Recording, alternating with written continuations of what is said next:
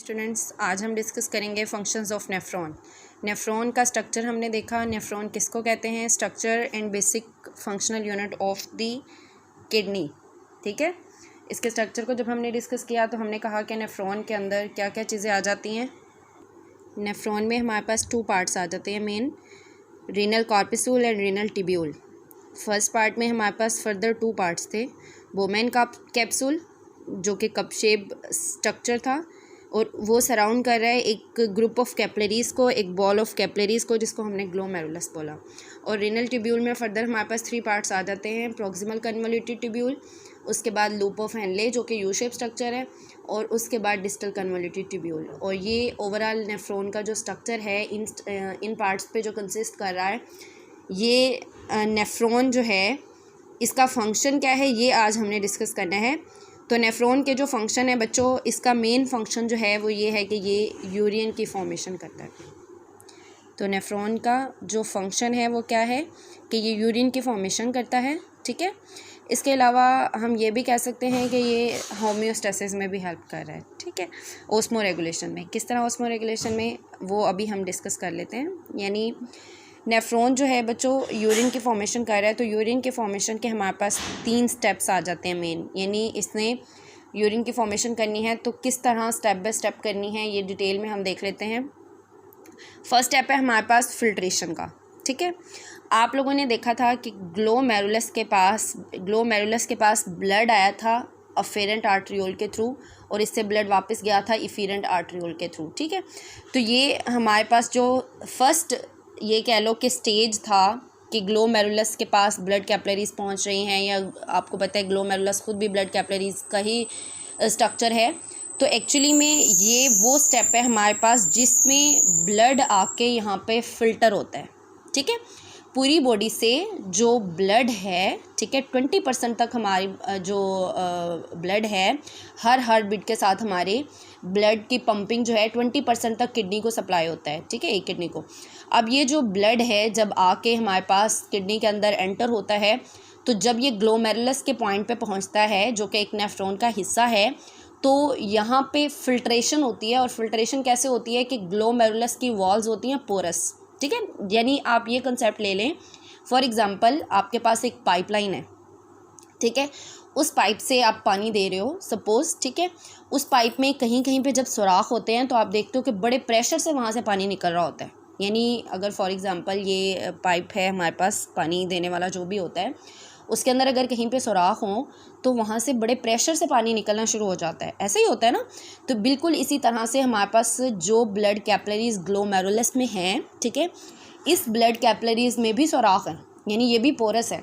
अब क्योंकि ये ब्लड कैपिलरीज पोरस हैं, इन पोर्स के होने की वजह से यहाँ से ब्लड जब निकलता है, यहाँ पे ब्लड जब पहुँचता है, तो क्योंकि ग्लोमेरुलस की वॉल्स पोरस हैं, तो ब्लड जो है वो बहुत ही ज़्यादा प्रेशर से क्या करता है, अपने अंदर से जो भी मटेरियल होता है वो आगे पास आउट कर देता है। और आगे अगला हिस्सा कौन सा है? आगे कप शेप स्वेलिंग मौजूद है, बोमेन कैप्सूल मौजूद है।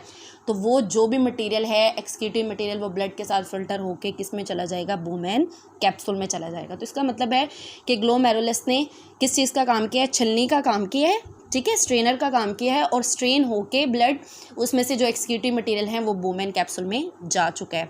अब बोमेन कैप्सूल में ये जो मटेरियल गया है ये क्या कहलाएगा? क्योंकि ये ग्लोमेरुलस में से आया है और ये फ़िल्टर होके आया है, इसलिए उसको अब हम बोलेंगे ग्लोमेरुलर फिल्ट्रेट। क्या बोलेंगे बच्चों? ग्लोमेरुलर, यानी ग्लोमेरुलस से आप कहोगे ग्लोमेरुलर फिल्ट्रेट। ठीक हो गया। इस फर्स्ट स्टेप को हम बोल देते हैं प्रेशर फिल्ट्रेशन। क्यों? क्योंकि फिल्ट्रेशन हुई है प्रेशर से, इसलिए हमने इसको कहा प्रेशर फिल्ट्रेशन। ठीक हो गया। दोबारा सुन लें, हमने क्या कहा कि फर्स्ट स्टेप हमारे पास क्या है यूरिन फॉर्मेशन का, कि प्रेशर फिल्ट्रेशन होती है। कि ब्लड जब ग्लोमेरुलस में पहुंचता है तो ग्लोमेरुलस की वॉल्स पोरस होती हैं, इसलिए यहाँ से फिल्टर जो है, फिल्ट्रेट जो है, जो भी मटेरियल वेस्टफुल मटेरियल होता है वो प्रेशर के साथ बोमेन कैप्सूल में एंटर हो जाता है, इसलिए हम इसको बोलते हैं प्रेशर फिल्ट्रेशन। ठीक हो गया। अब है एक यहाँ पे शॉर्ट क्वेश्चन भी बनते हैं, अक्सर पेपर में आ जाता है वो क्वेश्चन। वो क्या है कि why filtration only takes place at glomerular part of the nephron. ठीक है, यानी कि फिल्ट्रेशन तो हो रही है, अब आपने ये भी देखा कि नेफ्रॉन के इर्द गिर्द जो ब्लड कैपिलरीज हैं वो ग्लोमेरुलस में भी हैं, ठीक है। इसके अलावा आपने कहा कि नेफ्रॉन के इर्द गिर्द जो है वो प्रोक्सिमल कन्वोल्यूटेड ट्यूब्यूल और डिस्टल कन्वोल्यूटेड ट्यूब्यूल के इर्द गिर्द भी हैं ब्लड कैपिलरीज, जिनको आपने पेरिट्यूबुलर कैपिलरीज बोला था। इसके अलावा लूप ऑफ हेनले के इर्द गिर्द भी हैं ब्लड कैपिलरीज, जिसको हमने वेजा रेक्टा बोला था। अब वहाँ पे फिल्ट्रेशन क्यों नहीं हो सकती? वहाँ से भी तो ब्लड गुजर है, और ब्लड जब वहाँ से गुजर है तो वहाँ से भी फिल्ट्रेट जो है यानी वेस्टफुल मटीरियल जो है वो नेफ्रॉन के अंदर जा सकते हैं। तो क्यों, यानी why only at glomerular part, nephron के ग्लोमेरुलस हिस्से में ही क्यों फिल्ट्रेशन हो रही है? तो इसका जवाब क्या है आपके पास कि ग्लोमेरुलर पार्ट जो है नेफ्रॉन का वो क्योंकि पोरस है, और पोरस होने की वजह से वहाँ पे प्रेशर मिलता है, फिल्ट्रेशन प्रेशर प्रोड्यूस होता है। इस वजह से वहीं से जो फेसफुल मटेरियल है वो प्रेशर के थ्रू एंटर हो जाएगा बुमेन कैप्सूल में। ठीक हो गया। नेक्स्ट स्टूडेंट्स हमारे पास सेकंड स्टेप वो क्या है? सिलेक्टिव रीएब्जॉर्प्शन का। अब क्या है, आपने कहा फर्स्ट स्टेप में छलनी होके, स्ट्रेन होके, फिल्टर होके जो वेस्टफुल मटेरियल है वो एंटर हो गया है, किसमें एंटर हो गया? बुमेन कैप्सूल में एंटर हो गया। आप फर्स्ट स्टेप पे यहाँ पे देख सकते हैं कि ग्लोमेरुलस में से बुमेन कैप्सूल में फिल्ट्रेट जा चुका है, जिसको हमने बोला है ग्लोमेरुलर फिल्ट्रेट। अब अगला काम क्या है? अगला काम ये है कि ये जो फिल्ट्रेट हमारे पास ग्लोमेरुलस में से बुमेन कैप्सूल में गया है, कहीं इसमें कोई काम की चीज़ तो नहीं चली गई? कहीं ऐसा तो नहीं है कि इसमें वाटर चला गया बहुत ज़्यादा, हमारी बॉडी को वाटर की ज़रूरत है और बहुत ज़्यादा वाटर जो है वो इस फिल्ट्रेट में चला गया है? कहीं ऐसा तो नहीं है कि बहुत ज़्यादा शुगर कंटेंट चला गया है, सॉल्ट्स चले गए हैं?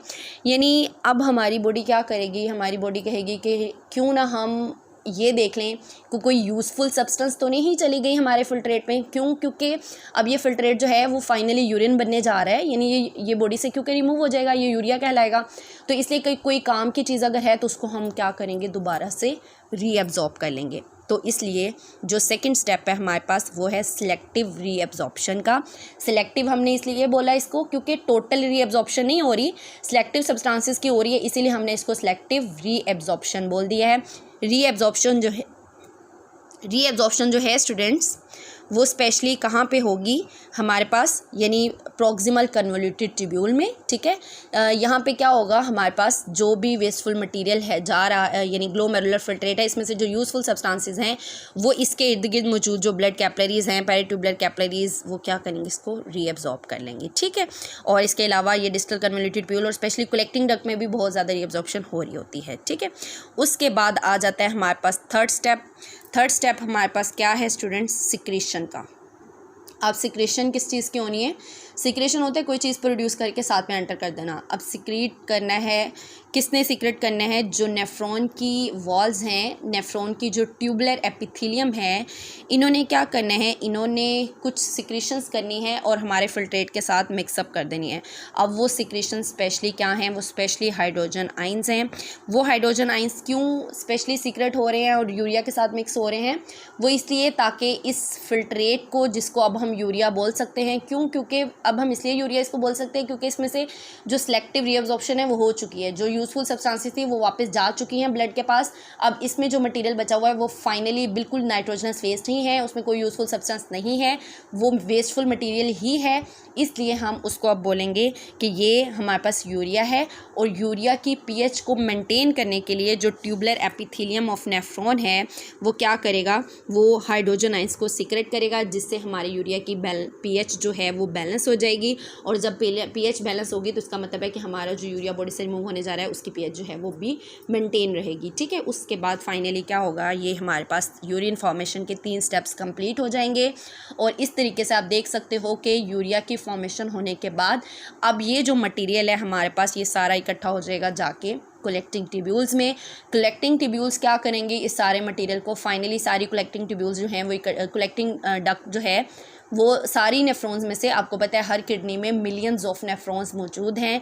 इन नेफ्रॉन्स में से जो भी यूरिया है, यूरिन की फॉर्मेशन जो उन्होंने की है वो फाइनली सब इकट्ठा हो जाएगा कलेक्टिंग डक्ट के अंदर। और कलेक्टिंग डक्ट फाइनली जो है वो किडनी में से किसके अंदर एंटर कर देगी? यूरेटर के अंदर एंटर कर देगी। यूरेटर्स में से होता हुआ ये यूरिया यूरिनरी ब्लैडर में जाके स्टोर हो जाएगा और वहाँ पे एट स्पेशल टाइम वो क्या करेगा? यानी अपने टाइम पे वो बॉडी से रिमूव हो जाएगा यूरिथ्रा के थ्रू, ठीक है। अब ये जो यूरिथ्रल मसल्स हैं हमारे पास, ये जो हैं इनको भी कंट्रोल करने के लिए ओरिफिस जो हैं वो लगे हुए हैं। वो जो बिल्कुल छोटे बच्चे होते हैं उनके अंडर कंट्रोल नहीं है, ठीक है। और बाकी जो है जैसे जैसे इंसान बड़ा होता जा रहा है उसके अंदर जो है ये कंट्रोल में आ गए हैं, ठीक है, सेल्फ कंट्रोल में। तो ये था बच्चों हमारे पास एक नेफ्रॉन का फंक्शंस, नेफ्रॉन के फंक्शंस, ठीक है। यानी क्या फंक्शन है उसकी कि यूरिन फॉर्मेशन उसने करनी है, और यूरिन की फॉर्मेशन किस तरह से उसने करनी है, 3 स्टेप में करनी है। फर्स्ट स्टेप है हमारे पास प्रेशर फिल्ट्रेशन, सेकेंड स्टेप है हमारे पास सिलेक्टिव रीएब्जॉर्प्शन, और थर्ड स्टेप है हमारे पास सिक्रेशन का। एक बात और बता दूं मैं आप लोगों को बच्चों कि मैंने अभी आप लोगों को बताया कि नेफ्रॉन का दूसरा फंक्शन जो है बच्चों वो ये है कि ये ओस्मो रेगुलेशन भी कर रही है। अब ओस्मो रेगुलेशन ये कैसे कर रही है? ओस्मो रेगुलेशन आपने पढ़ा था क्या था कि वाटर और सॉल्ट्स के लेवल को बैलेंस किया था। अब वाटर और सॉल्ट्स के लेवल को कैसे बैलेंस कर रही है ये नेफ्रॉन? वो इस तरह बच्चों कि अगर हमारी बॉडी में वाटर की सप्लाई ज़्यादा है तो हमारी बॉडी क्या करेगी, जो यूरिया बॉडी से रिमूव होगा वो डाइल्यूटेड फॉर्म में होगा, और डाइल्यूटेड फॉर्म में होने के लिए जो सिलेक्टिव रीअब्जॉर्प्शन वाला सेकंड स्टेप है ये क्या होगा, ये कम हो जाएगा, यानी रीअब्जॉर्प्शन रिड्यूस हो जाएगी। जब रीअब्जॉर्प्शन रिड्यूस होगी, यानी रीअब्जॉर्प्शन इसलिए रिड्यूस हो गई है कि हमारी बॉडी चाह रही है कि पानी क्योंकि बॉडी में इनफ मौजूद है, ज़्यादा मौजूद है बल्कि, तो बॉडी से उसको ज़्यादा से ज़्यादा रिमूव किया जाए, इसलिए वाटर की रीअब्जॉर्प्शन रुक जाएगी, वाटर रीअब्जॉर्ब नहीं होगा ताकि वो यूरिया के साथ मिक्स होकर बॉडी से रिमूव हो जाए। और दूसरी कंडीशन जो है हमारे पास, सेकेंड जो स्टेप है हमारे पास, वो क्या होगा कि अगर फॉर एग्ज़ाम्पल बॉडी के अंदर वाटर की सप्लाई क्या है, कम है, रिस्ट्रिक्टेड सप्लाई ऑफ वाटर है, तो हमारी बॉडी क्या करेगी, यूरिया को कंसनट्रेटेड फॉर्म में रिमूव करेगी। यानी ये कोशिश होगी कि पानी को ज़्यादा से ज़्यादा रीअब्जॉर्ब कर लिया जाए, ठीक है। यानी सिलेक्टिव रीअब्जॉर्प्शन वाला जो स्टेप है हमारे पास कि रीअब्जॉर्प्शन जो है वो ज़्यादा से ज़्यादा होगी ताकि पानी वापस ज़्यादा से ज़्यादा ब्लड के अंदर वापस आ जाए और बॉडी के अंदर ज़्यादा से ज़्यादा स्टोर है, यूरिया के थ्रू बॉडी से रिमूव ना हो। तो ये बच्चों हमारे पास इसलिए नेफ्रॉन के फंक्शंस हैं। और आपने देखा कि यूरिया की फॉर्मेशन कैसे होती है, ये तीनों स्टेप आप लोगों को डिटेल में पता होने चाहिए कि किस तरीके से प्रेशर फिल्ट्रेशन हो रही है, किस तरीके से हमारे पास सिलेक्टिव रीअब्जॉर्प्शन होती है, और किस तरीके से हमारे पास सिक्रेशन होकर फाइनली यूरिया जो है वो प्रोड्यूस होता है और बॉडी से रिमूव हो जाता है।